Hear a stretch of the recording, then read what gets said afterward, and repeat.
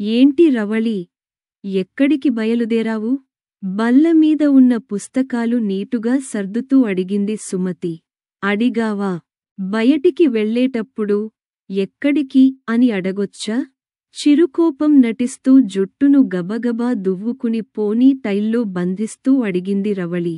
Exams దగ్గరకు వస్తున్నాయి కదా, ఇప్పుడు ఇంత అర్జెంటుగా ఎక్కడికి వెళ్తున్నావని అడిగాను.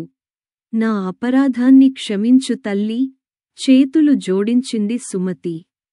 అలా రా దారికి, ఇంకా 8 అయింది, ఓ గంటలోపే వచ్చేస్తాను. సుధీర్ బయట డిన్నర్ చేద్దామన్నాడు. అద్దంలో చూసుకుంటూ చెప్పింది రవళి. ఎందుకు ఇలా రాత్రిపూట బయట తిరగడం? ఎన్నిసార్లు చెప్పినా నీకు అర్థం కావడంలేదు. వంట కూడా అయిపోయింది కదా. అతనికి ఫోన్ చేసి ఈరోజు కలవను, ఇంకో రోజు చూద్దామని చెప్పే అంది సుమతి. రవళికి ఆ మాటలు నచ్చలేదు అని ఆమె మొహం స్పష్టం చేసింది. విసురుగా సమాధానం చెప్పబోయి నవ్వుతూ తేల్చేసింది. అమ్మా ముసలమ్మ, ఏ యుగంలో ఉన్నావు? సిటీ లైఫ్ రాత్రే మొదలవుతుంది. అన్నం మిగిలిపోతుందని అనవసరంగా ఫీల్ అవ్వకు. రేపు టిఫిన్కి దాన్ని బ్రహ్మాండమైన నిమ్మకాయ పులిహోరగా మార్చేస్తాన్నేను. తమరు భోజనం చేసి నా కోసం భజన చేస్తూ కూర్చోకుండా పడుకోండి. కొంచెం లేట్ అయినా కంగారుపడకు, కొంపలు మునిగిపోవు అంటూ సమాధానం కోసం ఎదురు చూడకుండా గడప దాటింది. సుమతి, రవళి ఒకే ఊరివాళ్ళు. ఇద్దరివి మధ్య తరగతి కుటుంబాలే. ఇంజనీరింగ్ సీట్లు సంపాదించుకుని హాస్టల్లో ఉండి మొదటి సంవత్సరం చదువుతున్నారు. ఇద్దరికీ హాస్టల్లో తిండి పడక జబ్బు పడటంతో తల్లిదండ్రుల అనుమతితో చిన్న గది అద్దెకు తీసుకుని వండుకు తింటూ చదువుకుంటున్నారు. ఊరి నుంచి ఎవరు వచ్చినా ఊరగాయలు ఇతర తినుబండారాలు తెచ్చి ఇవ్వడంతో బాగానే మేనేజ్ చేసుకుంటున్నారు. ఈ మధ్యన సుమతికి హాస్టల్లోనే ఉండి ఉంటే బాగుండేదని అనిపిస్తోంది. అక్కడ టైం ప్రకారం ఉండటం, వార్డెన్ భయం ఉండేవి. విడిగా గది తీసుకున్న తర్వాత రవళిలో చాలా మార్పు కనిపిస్తోంది.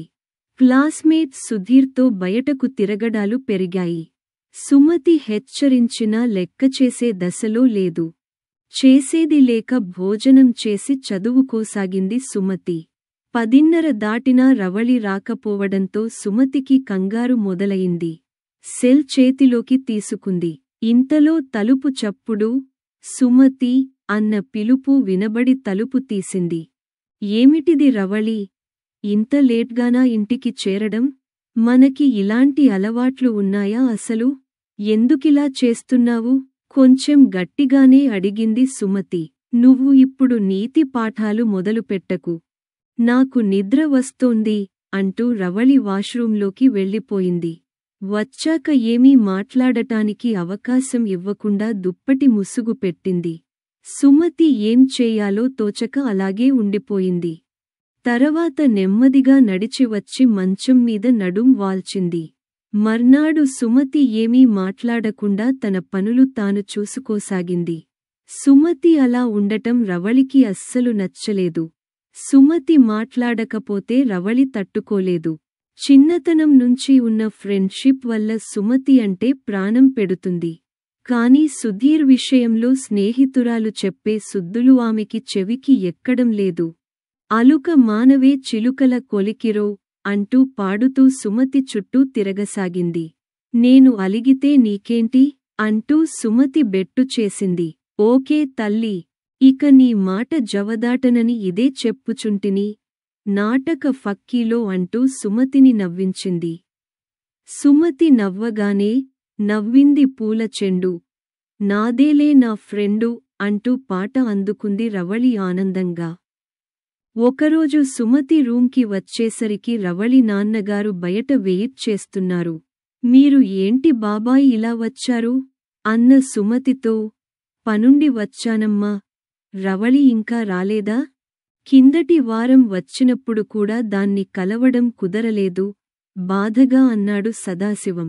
దాని బ్యాచ్ వాళ్లకి ప్రాక్టికల్స్ పెట్టినట్లున్నారు బాబాయ్, అక్కడికి వెళ్ళడానికి ఉండదు. మీరు వచ్చి వెళ్లారని నేను చెపుతాలెండి అంది సుమతి. తను తెచ్చిన కూరగాయలు తినుబండారాలు సుమతి చేతిలో పెట్టి వెళ్ళిపోయాడు ఆయన. మధ్య మధ్యలో రవళి సుధీర్తో కలిసి బయటకు వెళ్తూ ఉండటం సుమతి హెచ్చరించడం జరుగుతూనే ఉన్నాయి. రవళి, మనం ఆడపిల్లలం. ఒక గీత గీసుకుని ఉండటం అలవాటు చేసుకోవాలి.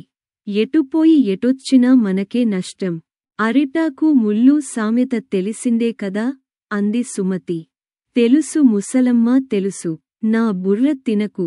నేను జాగ్రత్తగానే ఉంటాను, తీసిపారేసింది రవళి. మన ఊరి వాడైన రమణ, సుధీర్ అంత మంచివాడు కాదు అని చెప్తున్నాడు. అతనికి చాలామంది చెత్త ఫ్రెండ్స్ ఉన్నారట.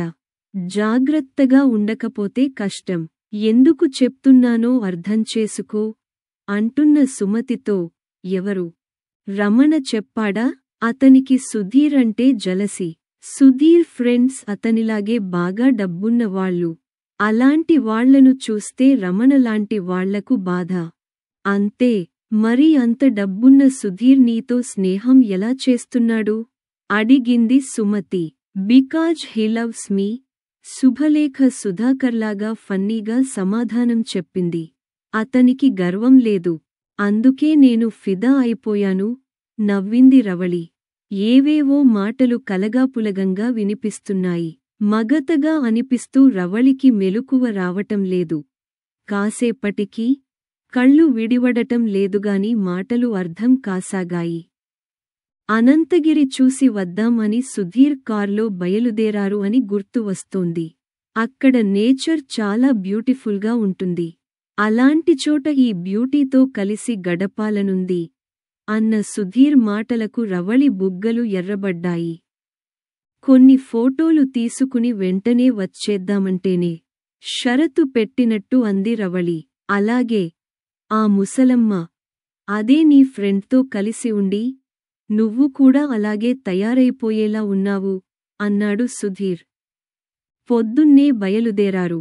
బాగా ఎండగా ఉందని కారు దిగి వెళ్లి కూల్ డ్రింక్ తెచ్చాడు సుధీర్.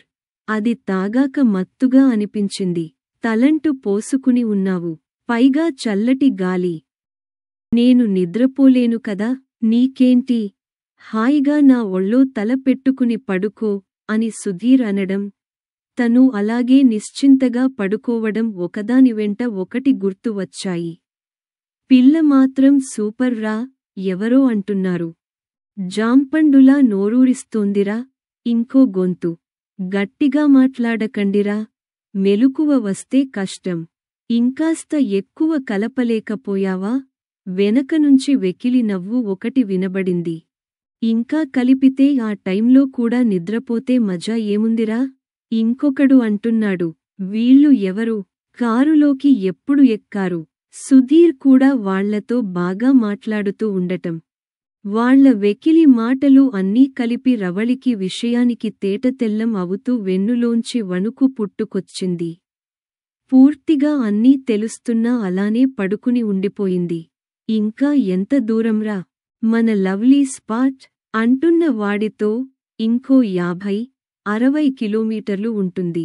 ఈలోగా ఆ బ్యాగ్ తీసి చిప్స్ అవి తినండి, అన్నాడు సుధీర్. ఇప్పుడు అరిచి గోల చేసినా ఉపయోగం ఉండదు. తెలివిగా ఆలోచించాలి. సుమతి ఎన్నిసార్లు చెప్పినా విననందుకు బాగా శాస్తి జరిగింది నాకు, అనుకుంటూ తప్పించుకునే మార్గాలు ఆలోచించసాగింది. ఏయ్ లేస్తోంది, మాట్లాడకండి. హుష్ అంటున్న సుధీర్ మాటలు రవళికి అసహ్యం కలిగించాయి. అప్పుడే మెలకువ వచ్చినట్లు లేస్తూ, నాకేమిటో కడుపులో తిప్పుతోంది సుధీర్. వాంతి వచ్చేలా ఉంది. ఒక్కసారి కారు పక్కగా ఆపు అంది. ఓకే అంటూ కారును రోడ్డు పక్కకి ఆపాడు సుధీర్.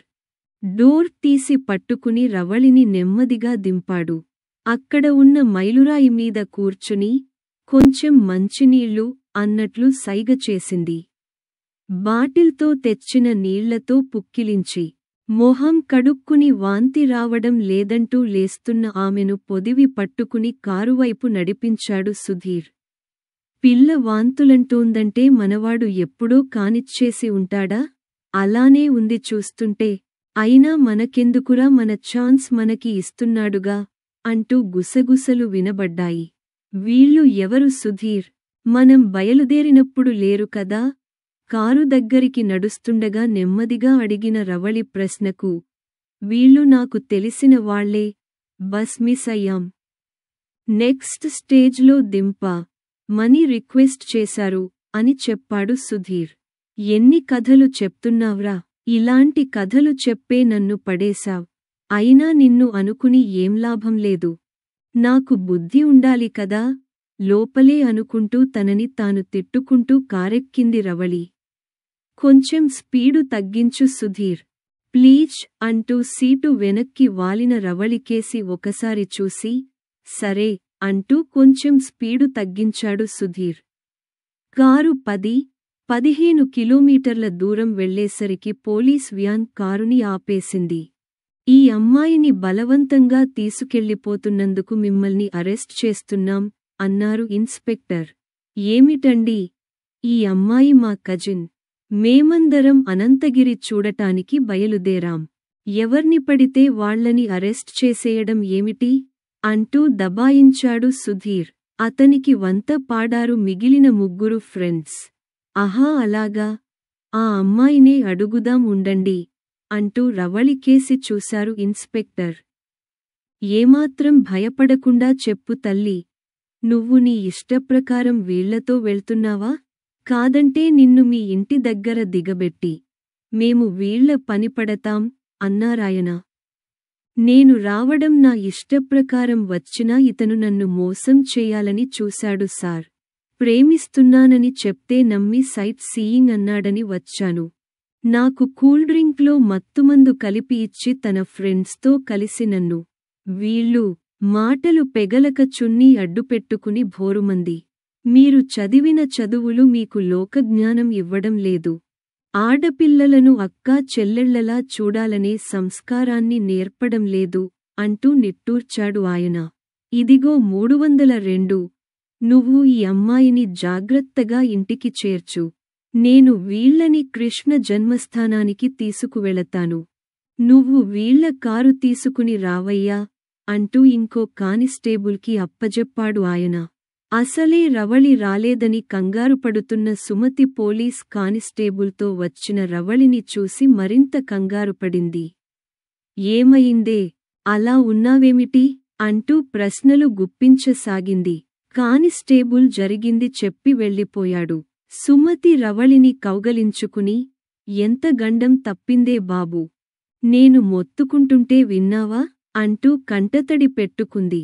సుమతి మెడ చుట్టూ చేతులు వేసిన రవళి, ఇంకెప్పుడూ నువ్వు చెప్పిన దాన్ని కాదనను అంటూ వెక్కిళ్ళు పెడుతూ ఏడవడం మొదలుపెట్టింది. ఊరుకో అంటూ వెన్ను నిమురుతూ, ఇంతకీ పోలీసులు ఆ టైంకి ఎలా వచ్చారో? ఆశ్చర్యంగా అంది సుమతి. నీ దయ వల్లే అన్న రవళిని వింతగా చూస్తూ, నావల్లా? అంటూ తెల్లబోయి కళ్ళు పెద్దవి చేస్తూ అంది సుమతి. అవును, నువ్వు నా ఫోన్లో దిశ యాప్ డౌన్లోడ్ చేసి డిలీట్ చేస్తే ఒట్టు అన్నావు గుర్తుందా? అదే నన్ను కాపాడింది. నేను వాంతి వస్తోందని అబద్ధం చెప్పి కారు పక్కకి ఆపించాను. సుధీర్ని మంచినీళ్ల బాటిల్ తెమ్మని. అతను వచ్చేలోగా చున్నీ చాటున పెట్టుకున్న సెల్లో దిశ యాప్ ఆపరేట్ చేశాను. నేను ఎక్కడినుంచి ఆపరేట్ చేశానో వెంటనే తెలిసి త్వరగానే పోలీసులు వచ్చేశారు. నీ రుణం తీర్చుకోలేనే అంటున్న రవళిని తప్పిపోయిన పిల్ల ఇంటికి తిరిగి వచ్చినప్పుడు తల్లి హత్తుకున్నట్టు మరింత దగ్గరకి తీసుకుంది సుమతి.